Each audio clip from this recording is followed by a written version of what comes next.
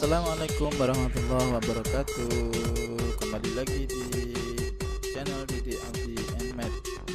Pada video kali ini kita masih membahas tentang statistika, melanjutkan pada video sebelumnya, yaitu tentang penyajian data.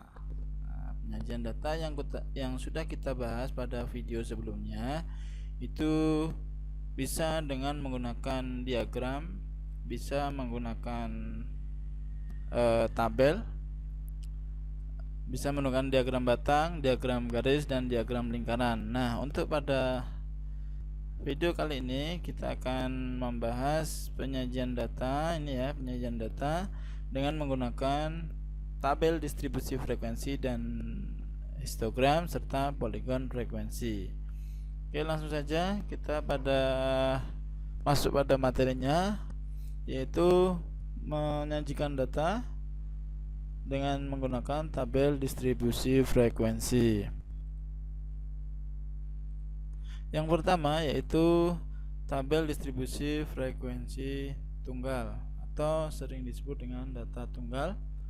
Itu caranya, ini contohnya ya. Contohnya saya mempunyai data yang masih mentah, data nilai 15 siswa. Nah, kalau kita buat tabel distribusi frekuensinya menjadi seperti ini. Ya, ini tuh namanya tabel distribusi frekuensi tunggal. Kenapa disebut tunggal? Karena di sini di kolom nilai ini tidak ada intervalnya. Jadi cukup nilai 3, 4, 5 sampai 10. Ini yang paling atas adalah nilai terendah, yang paling bawah nilai tertingginya, urut. Nah, untuk kolom turus sama kolom frekuensi itu diisi banyaknya siswa. Nah, untuk turus dan frekuensi ini sama, hanya beda penulisan. Kalau turus itu menggunakan garis-garis atau lidi, kalau frekuensi menggunakan angka. Angkanya diperoleh dari ini ya, yang mendapat nilai 3 itu ada berapa siswa. Berarti ada, kalau lihat di datanya yang nilainya 3 ada 1 siswa, berarti di sini angka 1, di sini 1 garis. Kemudian misal yang mendapat angka 9, yang mendapat nilai 9, yang ada 4 siswa, berarti garisnya juga ada 4, frekuensinya ini ditulis 4. Itu namanya adalah data distribusi, tabel distribusi frekuensi tunggal atau data tunggal. Kemudian yang kedua yaitu tabel distribusi frekuensi berkelompok atau sering disebut juga dengan data kelompok. Data kelompok contohnya saya sediakan atau tersedia nilai data nilai 80 siswa. Jadi siswanya lebih banyak, kalau ini tadi kan 15, kalau ini 80 siswa. Nah, kalau kita buat tabel distribusi frekuensi berkelompok menjadi seperti ini. Nah, sama ya, kolomnya nilai turus frekuensi, nilai turus frekuensi sama, tapi yang membedakan adalah di kolom nilai. Kalau data berkelompok nilainya tidak hanya satu saja, di sini ada intervalnya, makanya disebut dengan data berkelompok. Jadi ini namanya kelas. Ini kelas pertama, kelas kedua, kelas ketiga, kelas keempat, kelas ke 5, 6, dan 7. Jadi ada 7 kelas ya. Dari 80 nilai ini dibuat 7 kelas interval. Nah, masing-masing kelas punya panjang kelas atau panjang interval atau lebar kelas. Nah, ya. Lebar kelasnya berapa? Cara ngitungnya adalah, untuk mencari lebar kelasnya atau panjang kelasnya, itu adalah ini 57 dikurang 52 ditambah 1. 57 kurang 52 berarti 5 tambah 1, 6. Berarti panjang kelasnya 6. Di setiap kelas ini panjang kelasnya 6 semua, sama. Nah, kok bisa? Atau selain menggunakan cara itu, 57 kurang 52 tambah 1 bisa juga dengan dihitung manual. Dari 52 sampai 57 itu ada berapa nilai, tapi 52 nya ikut dihitung ya. Jadi 52, 53, 54, 55, 56, 57. Jadi ada 6 angka atau 6 nilai. Berarti panjang kelasnya 6. Nah, untuk turus sama frekuensi sama, ini cara ngisinya. Nah, tapi Masalahnya gimana cara membuat interval-interval ini, atau dari 80 siswa ini kenapa bisa jadi 7 kelas? Dari mana kok nggak dibuat 5 kelas saja atau 6 kelas saja? Nah, ini tidak sembarang ya bikinnya, ada caranya atau ada langkahnya. Langkahnya seperti apa? Oke, kita bahas cara membuat tabel distribusi frekuensi berkelompok.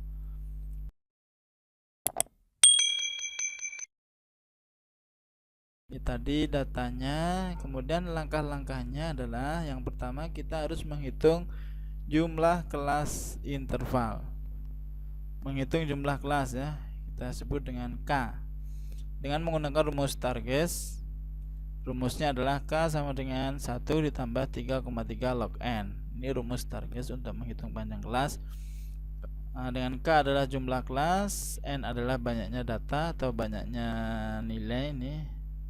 Kemudian log adalah logaritma ya, ini logaritma, ini materi kelas 10.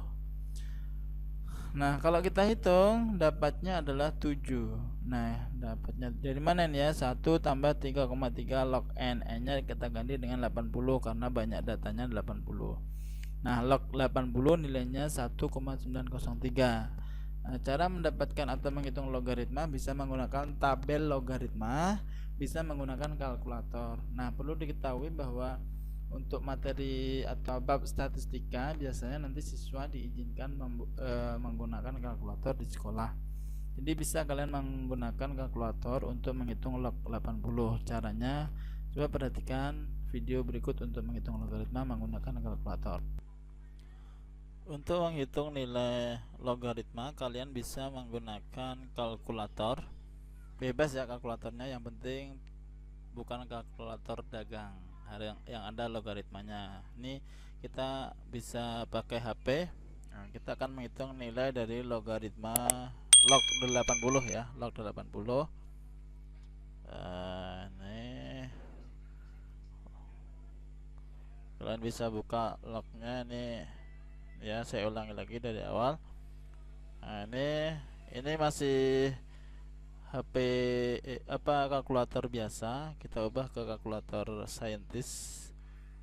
Nah, ini ada sin, ada cos, ada tangen, ada log juga ini log ya, berarti log dari 80.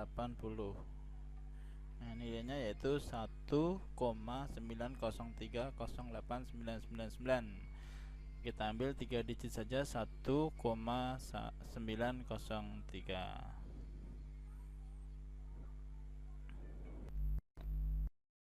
Oke, dari log 80 adalah 1,903.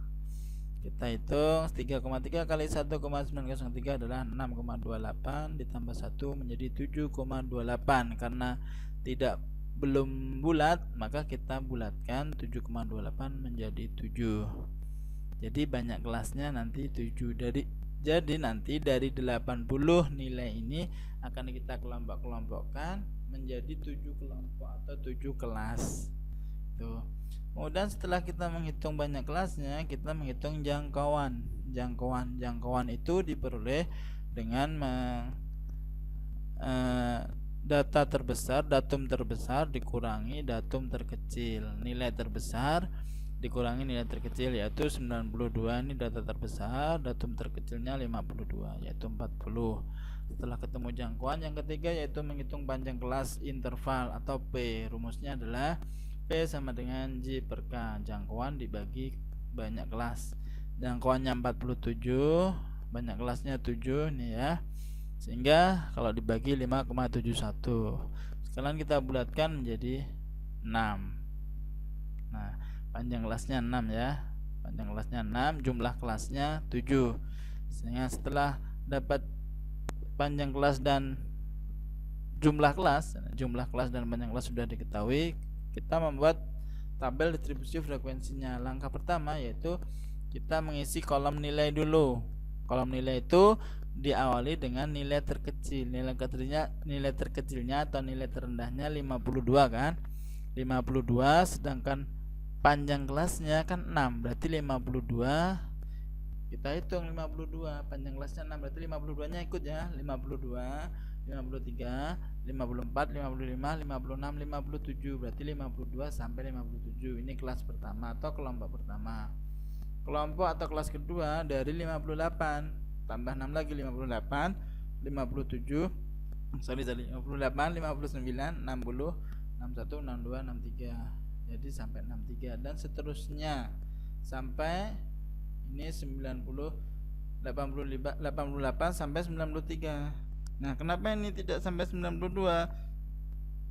Nah, enggak masalah. Jadi yang paling bawah, kelas paling bawah ini tidak harus pas sampai nilai terbesarnya, tapi harus melebihi ya, tidak boleh kurang dari kelas tidak boleh kurang dari nilai tertingginya. Jadi harus melebihi atau pas. Nah, ini ya. Jadi kalau kita hitung ini ada 7 kelas. Masing-masing kelas lebarnya 6. Nah, sekarang setelah diisi kolom nilainya, baru kita mengisi kolom turus sama frekuensi. Caranya yang mendapat nilai 52 sampai 57 itu ada berapa siswa? Kita lihat di datanya. 52 sampai 57. Kita hitung ya, yang kita cari yang nilainya 52 sampai 57. Ini ada 1, terus 2, 3, 4. Ini ya, 4 ke bawah. Oh, sudah enggak ada ya. 4. Terus berikutnya yang nilai 58 sampai 63 sama caranya dihitung, ada 7 siswa. Saya enggak, ini sudah saya hitung nih. Kalau nggak percaya silahkan dihitung sendiri. Nah, setelah diisi frekuensinya nih, berarti ini turusnya sama, yang menyesuaikan turusnya. Kalau 7 berarti ya garisnya ada 7, 19 garisnya ada 19. Tuh. Nah, itu adalah cara membuat tabel distribusi frekuensi berkelompok. Nah, paham ya? Itu cara menyajikan data menggunakan tabel distribusi frekuensi berkelompok. Nah, kemudian kita lanjutkan penyajian data dengan menggunakan histogram dan poligon frekuensi. Histogram dan poligon. Nah, itu masih menggunakan, untuk membuat histogram sama poligon itu kita membutuhkan tabel distribusi frekuensi yang telah kita buat tadi. Nah, tapi harus kita tambah, selain ada nilai sama frekuensi, di sini masing-masing kelasnya harus kita cari dulu tepi bawah, nilai tengah, dan tepi atas. Nah, masing-masing kelas itu juga memiliki batas bawah dan batas atas. Nah, ini batas bawah, ini batas atas. Masing-masing kelas ya, masing-masing kelas punya batas bawah sama batas atas. Contoh ini kelas yang terakhir nih.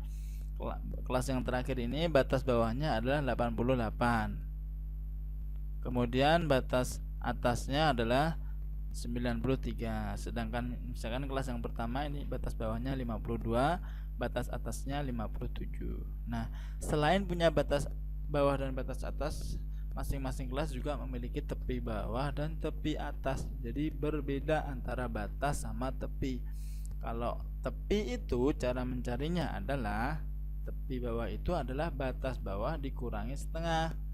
Contohnya nih, kelas yang pertama ini tepi bawahnya adalah 52 dikurangi setengah. Nih, 52 dikurangi setengah yaitu 51 setengah. Ini tepi bawah kelas pertama.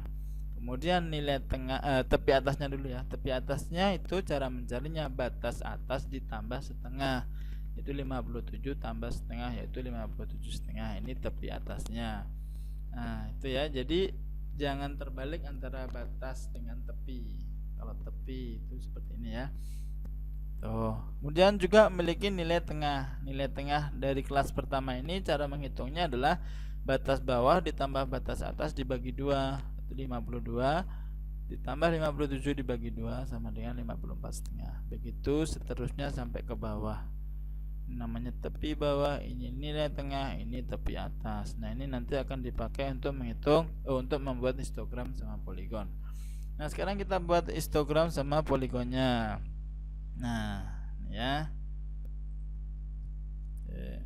Ini namanya adalah histogram. Cara membuatnya adalah ini untuk kelas pertama, ini kelas kedua, ini kelas ketiga, kelas 4, 5, 6, 7. Nah, yang ditulis yang di bawah ini, yang ditulis dalam nilainya itu adalah tepi bawah dan tepi atas. Misalnya nih kelas pertama, untuk yang di sebelah kiri, tepi kirinya ini ditulis dengan tepi bawah kelas pertama, yaitu 51,5. Ini lihat ya, 51,5 tulis di sini. Kemudian yang tepi kanannya ditulis tepi atasnya. Tepi atasnya itu 57,5.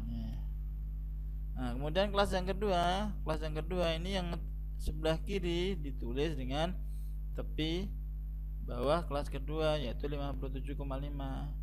Ini jadi 57,5 ini dia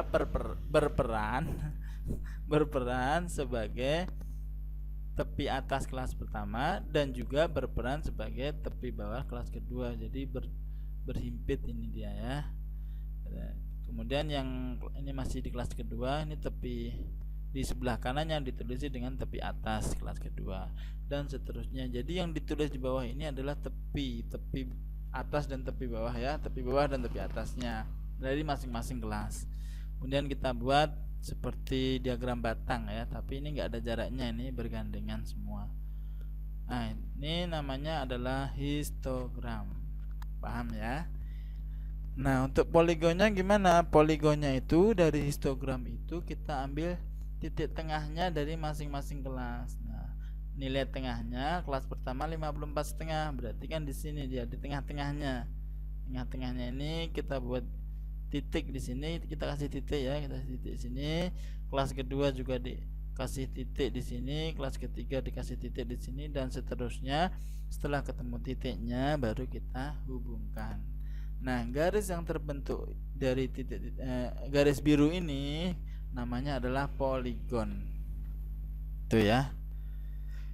Oke, mungkin pembahasan kita mengenai bagaimana cara menyajikan data menggunakan distribusi frekuensi berkelompok, histogram dan poligon frekuensi cukup sekian. Mudah-mudahan video ini bermanfaat. Jangan lupa komen, like, subscribe dan jangan lupa ditekan loncengnya supaya kalian tidak ketinggalan di video kami berikutnya. Terima kasih. Assalamualaikum warahmatullahi wabarakatuh.